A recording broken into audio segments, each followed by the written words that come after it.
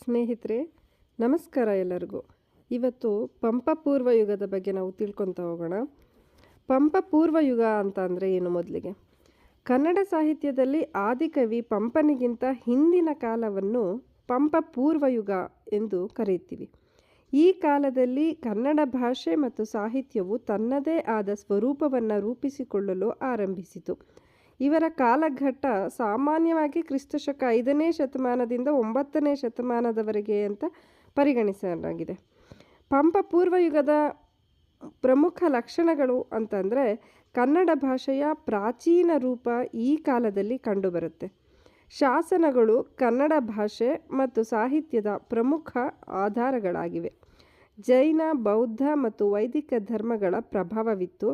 ಗದ್ಯ ಮತ್ತು ಪದ್ಯ ಎರಡೂ ರೂಪಗಳು ಬೆಳೆಯಲು ಆರಂಭಿಸಿದವು.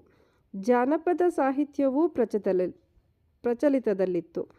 ಕನ್ನಡ ಸ್ವಾತಂತ್ರ್ಯ ಸಾಹಿತ್ಯ ಪರಂಪರೆಗೆ ಈ ಕಾಲವು ಭದ್ರ ಬುನಾದಿ ಹಾಕಿತು. ಸಂಸ್ಕೃತದ ಪ್ರಭಾವ ಕನ್ನಡದ ಮೇಲೆ ಹೆಚ್ಚಾಗಿತ್ತು. ನಂತರದ ಕನ್ನಡ ಕಾವ್ಯಕ್ಕೆ ಅಗತ್ಯವಾದ ಭಾಷಾ ಸಾಹಿತ್ಯಿಕ ವಾತಾವರಣ ಈ ಕಾಲದಲ್ಲಿ ನಿರ್ಮಾಣವಾಯಿತು. ಇನ್ನು ಈ ಪಂಪ ಪೂರ್ವಯುಗದಲ್ಲಿ ಸಿಕ್ಕಿದಂತಹ ಪ್ರಮುಖ ಶಾಸನಗಳು ಅಂತಂದರೆ ಹಲ್ಮಿಡಿ ಶಾಸನ ಮೊದಲಿಗೆ. ಕನ್ನಡದ ಅತ್ಯಂತ ಪ್ರಾಚೀನ ಶಾಸನಗಳಲ್ಲಿ ಇದು ಪ್ರಮುಖವಾಗಿರುವಂಥದ್ದು. ಸುಮಾರು ಕ್ರಿಸ್ತಶಕ 5ನೇ ಶತಮಾನಕ್ಕೆ ಸೇರಿದೆ. ಕನ್ನಡ ಭಾಷೆಯ ಪ್ರಾಚೀನ ರೂಪವನ್ನು ತಿಳಿಯಲು ಪ್ರಮುಖ ಆಧಾರವಾಗಿದೆ. ಕನ್ನಡದ ಆಡಳಿತಾತ್ಮಕ ಬಳಕೆಯ ಪ್ರಾಚೀನ ಸಾಕ್ಷ್ಯಗಳಲ್ಲಿ ಇದು ಒಂದಾಗಿದೆ. ಆ ನಂತರದಲ್ಲಿ ಬಾದಾಮಿ ಶಾಸನ. ಬಾದಾಮಿ ಚಾಲುಕ್ಯರ ಕಾಲಕ್ಕೆ ಸಂಬಂಧಿಸಿದೆ. ಪುಲಿಕೇಶಿ ಎರಡನೇ ಪುಲಿಕೇಶಿ ಕಾಲದ ಶಾಸನಗಳಲ್ಲಿ ಕನ್ನಡದ ಬಳಕೆ ಕಂಡುಬರುತ್ತೆ. ಕನ್ನಡದ ಬೆಳವಣಿಗೆಯನ್ನು ತಿಳಿಯಲು ಇದು ಮಹತ್ವದ್ದಾಗಿದೆ. ಮತ್ತೊಂದು ಕಪ್ಪೆ ಅರಭಟ್ಟನ ಶಾಸನ. ಇದು ಕ್ರಿಸ್ತಶಕ 8ನೇ ಶತಮಾನಕ್ಕೆ ಸಂಬಂಧಿಸಿರುವಂಥದ್ದು. ಕನ್ನಡದ ಪ್ರಾಚೀನ ತ್ರಿಪದಿ ರೂಪದ ಉದಾಹರಣೆಯಾಗಿ ಪ್ರಸಿದ್ಧವಾಗಿರೋದು. ಕನ್ನಡ ಕಾವ್ಯ ಪರಂಪರೆಯ ಬೆಳವಣಿಗೆಯಲ್ಲಿ ಮಹತ್ವವನ್ನು ಪಡೆದಿದೆ. ಯಾವುದು? ಕಪ್ಪೆ ಅರಭಟ್ಟನ ಶಾಸನ. ಇನ್ನು ಪ್ರಮುಖ ಪ್ರಾಚೀನ ಕೃತಿಗಳು ಯಾವುದು ಅಂತಂದರೆ ಮೊದಲನೇದಾಗಿ ಕವಿರಾಜ ಮಾರ್ಗ. ಇದರ ಕರ್ತೃ ಅಮೋಘವರ್ಷ ನೃಪತುಂಗ ಅಥವಾ ನೃಪತುಂಗ ಅಮೋಘವರ್ಷ. ಇವರ ಕಾಲ ಕ್ರಿಸ್ತಶಕ 9ನೇ ಶತಮಾನ. ಇದು ಕನ್ನಡದ ಮೊದಲ ಲಭ್ಯ ಕಾವ್ಯಶಾಸ್ತ್ರೀಯ ಕೃತಿ ಅಂತೇಳಿ ಕರಿತೀವಿ. ಕನ್ನಡ ಭಾಷೆ, ಕಾವ್ಯ, ಕವಿಗಳು ಮತ್ತು ಸಾಹಿತ್ಯದ ಕುರಿತು ವಿವರಣೆ ನೀಡುತ್ತೆ. ಕನ್ನಡ ನಾಡಿನ ಗಡಿಗಳ ಕುರಿತು ಮಾಹಿತಿಯನ್ನು ನೀಡುತ್ತೆ. ಮಾರ್ಗ ಮತ್ತು ದೇಸಿ ಪರಂಪರೆಗಳ ಉಲ್ಲೇಖ ಇದರಲ್ಲಿದೆ. ಕನ್ನಡದ ಹಿಂದಿನ ಕವಿಗಳು ಮತ್ತು ಕಾವ್ಯ ಪರಂಪರೆಯ ಬಗ್ಗೆ ಮಾಹಿತಿ ನೀಡುತ್ತೆ. ಕವಿರಾಜ ಮಾರ್ಗದ ಮಹತ್ವ ಅಂತಂದರೆ ಕನ್ನಡ ಸಾಹಿತ್ಯದ ಬೆಳವಣಿಗೆಯ ಮೊದಲ ಪ್ರಮುಖ ಸಾಹಿತ್ಯಿಕ ದಾಖಲೆಯಾಗಿದೆ.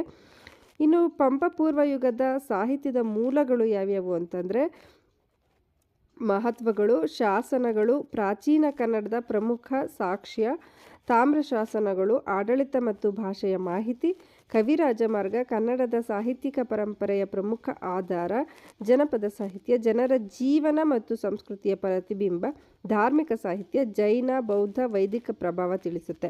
ಪಂಪ ಪೂರ್ವ ಯುಗದ ಧಾರ್ಮಿಕ ಪ್ರಭಾವ ಹೆಚ್ಚಾಗಿ ಜೈನ ಧರ್ಮದ್ದು. ಪಂಪ ಪೂರ್ವ ಕಾಲದಿಂದಲೇ ಜೈನ ಧರ್ಮದ ಪ್ರಭಾವ ಕರ್ನಾಟಕದಲ್ಲಿ ಬಲವಾಗಿತ್ತು.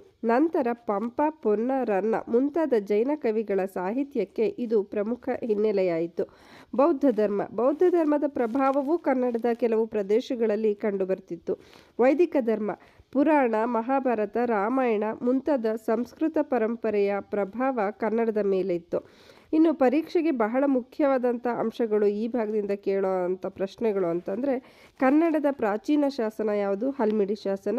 ಕವಿರಾಜ ಮಾರ್ಗದ ಕರ್ತೃ ಯಾರು? ನೃಪತುಂಗ ಅಮೋಘವರ್ಷ.